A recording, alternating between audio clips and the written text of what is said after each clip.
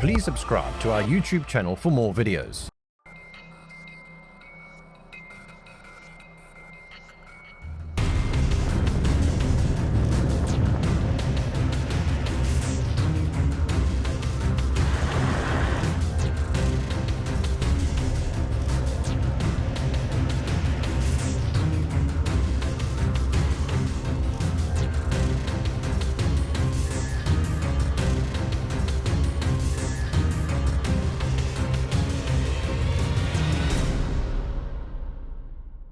So we had a very comfortable night in our beautiful chalet last night. Fantastic braai, and it's kind of sad to leave Kruger Park.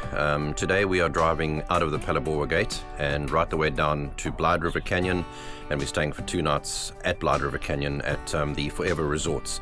So that's going to give us a totally different environment now to move into, and essentially we have finished now with the Kruger Park section. We've only got about 50 kilometers from Letaba to the Phalaborwa Gate. I'm not sure what we'll see, but we're going to be setting off pretty soon, and hopefully we do manage to see something. The weather's beautiful, a little bit of cloud around, but hopefully we get our final chance to see the big cats. Leaving Letaba camp, we travelled on the H9 tar road. We did one final stop at the Hlanganini Waterhole, and it was a good choice because a herd of elephants had just arrived and we sprung into action. Kirsten was on the trigger and fired off dozens of great shots of the elephant, whilst I reparked the vehicle and fumbled with my big lens to get into position.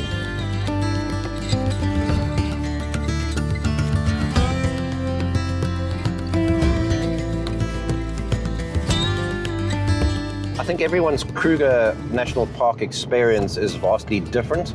If you're one of those lucky people that have spotted and seen a lion and leopard and cheetah right on the side of the road, you're lucky. You're some of the lucky few. I think 98% of people that come to Kruger Park either see a lion foot in the grass or they don't see any cats at all like us. I mean, we've driven a lot of kilometers in this park. Probably from the time we entered now has been 2 full tanks of petrol, so that's nearly I'd say 800 kilometers. In the park, on gravel roads, doing loops and going back and going to waterholes and literally looking everywhere for game. So it's potluck, you get what you get, and you just got to put in the hours. You know, you've got to just do the game drive diligently, even if you're tired, and it's up at 5 every morning or 4:30 if you want to get out early, and do your game drive, go back, pack up, check out, or you leave early to move to the next camp like most people in Kruger do. I mean, Kruger, everyone's awake at 4:30 and there's cars starting up and people talking and moving at 4:35 in the morning. It's like that because everyone wants to get out early to see the animals. So that's really our experience, is that you just have to do the time and film what you can film and make the best collection of footage or pictures of animals that you see. If you happen to see the cats, good luck to you. But don't come into Kruger with the expectation of only coming to film cats, because then you need to be with a wildlife group that's following the pride, and then you'll get what you want.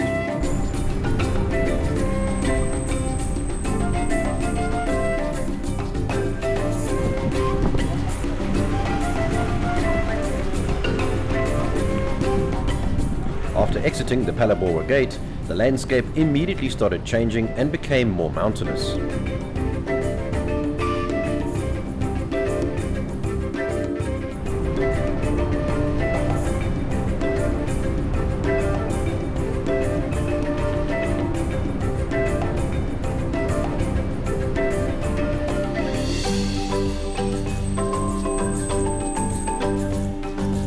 Once we arrived at the resort, it was time to head up to the upper viewpoint to see the incredible Blyde River Canyon.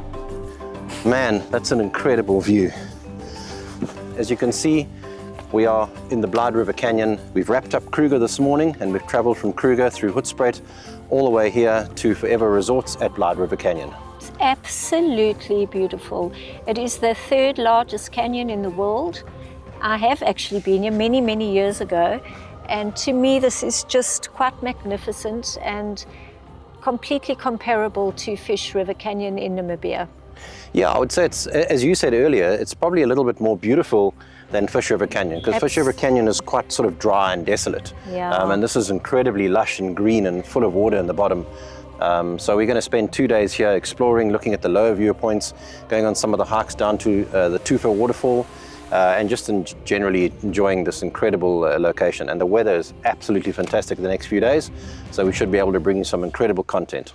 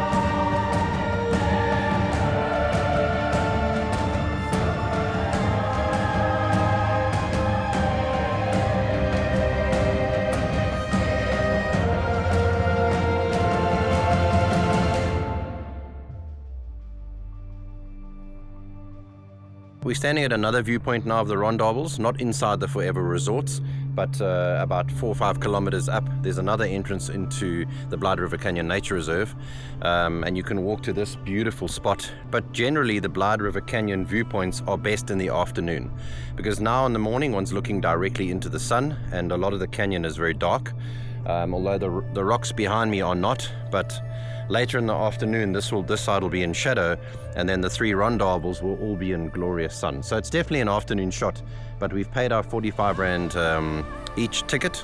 So we paid our entrance fee and we can come back later in the afternoon again to this spot. Right now we're about to leave and go to Berg's Potholes, which is about 10 kilometers further down. And I'm very excited to see that location. I've always known about it, but never been there. We had a hit list of things to do and see. Other than visiting the multiple viewpoints of the canyon, we would take a trip down to Berg's Potholes and do the short hike to the Tufa waterfall, situated below the resort.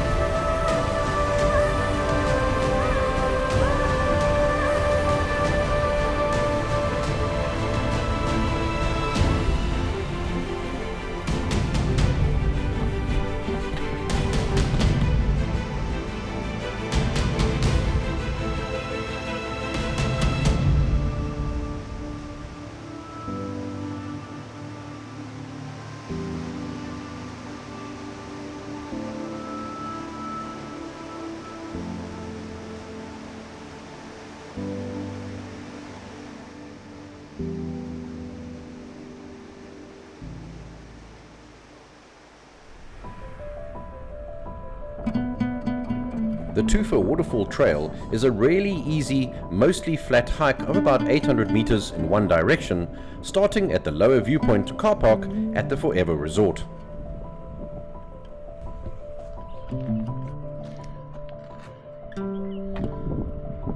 Kirsten and I have just come down to the lower viewpoint car park inside the Forever Resorts, and this is what's called the Tufa Waterfall hiking trail, and it's a very, very beautiful and short walking trail to this incredible waterfall and rock pool.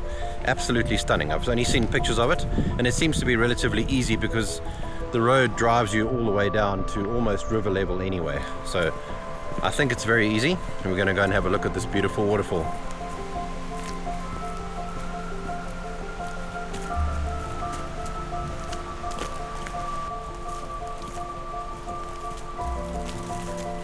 Just entered the Tufa Waterfall Trail. We're doing a little 2-kilometer hike to the Tufa Waterfall, and it is so beautiful here.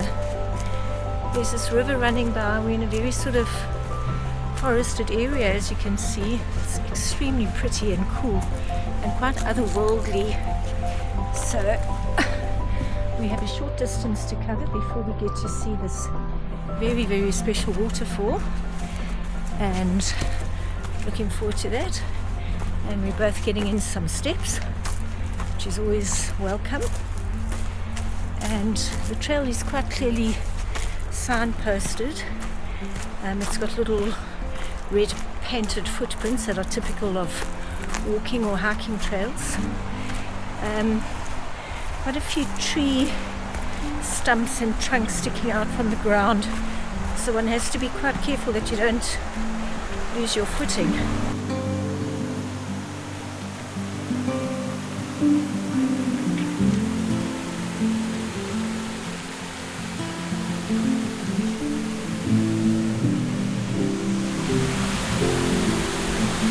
So right behind us is the Tufa waterfall.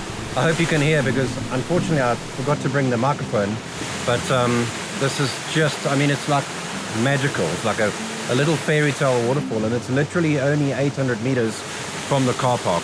It's truly amazing. It's really quite mystical. As you can see, we're in a very sort of forested area, and there's a little bit of dappled light, but this is like stuff of fairy tales. It's incredibly beautiful.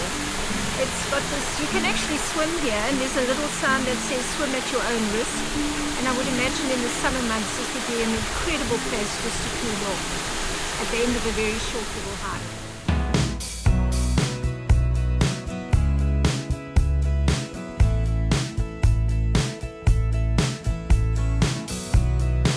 We're just leaving Blyde River Canyon Forever Resort, and we've had a really lovely 2-night stay. Lovely chalets, nicely equipped, lots of monkey life and baboon life in and around the chalets, so one has to be careful with keeping doors closed and keeping food products tucked away that they can't get to it.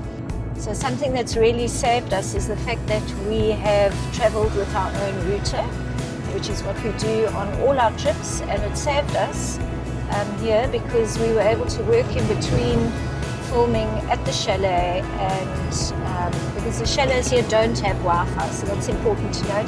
The place is a very, very nice restaurant where we had lunch on our first day, and it's a lovely place just for really easy access to the tourist highlights in the area. You know, one would think that because this is the panorama route and this is the Blyde River Canyon, that this whole area would be developed for tourism and there'd be shops and restaurants, and well, there's very little, if any at all. I mean, we're driving on the main road now between Blyde River Canyon Forever Resort and Graskop. It's only 30 k's. Today is our shortest day actually, but I've allowed a lot of time to go and visit all the waterfalls and Graskop, the big bridge, the big canyon swing, all those kinds of activities have given us a lot of time to do that. But there's nothing in between. Nothing that is obvious. Yeah, nothing that's obvious. And one would think that on a main route like this, there'd be big signs highlighting restaurants, pub stalls, that sort of thing. So unless we've missed them. But there's no tourist infrastructure itself other than at the resort and the second viewpoint we went to, which is called the 3 Rondables viewpoint. You also have to pay there as well, 45 Rand each. But other than those two places and Berg's like Potholes, there's nothing. There's no accommodation, no hotels, nothing. The only guest houses you see are way up in the rural areas.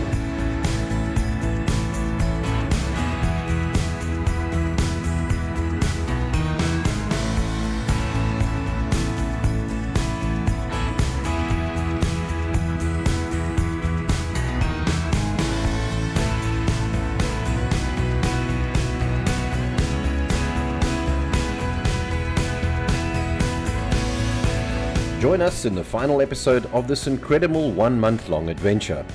On our final leg, we move more south to Graskop. We find and explore many waterfalls, and at the end of our journey, we travel to Waterfall to visit the ancient and mystical stone circles of southern Africa.